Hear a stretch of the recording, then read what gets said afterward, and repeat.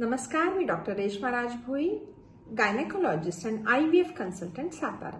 आज आपण जाणून घेणार आहोत वेळेआधीच मासिक पाळी बंद होण्याची काय नक्की कारणं आहेत। पहिलं खूप महत्त्वाचं कारण म्हणजे प्रेग्नन्सी म्हणजेच गर्भधारणा। जर गर्भधारणा असेल तर मासिक पाळी बंद होते।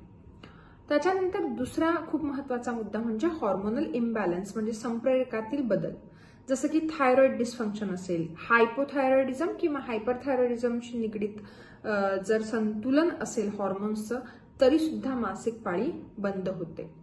हायपर प्रोलॅक्टिनिमिया म्हणजेच प्रोलॅक्टिन नावाचं हॉर्मोन जर शरीरातलं वाढलं असेल तरी सुद्धा मासिक पाळी बंद होऊ शकते। ॲड्रिनल ग्रंथींचे जर काही इश्यूज असतील तर मासिक पाळी बंद होते।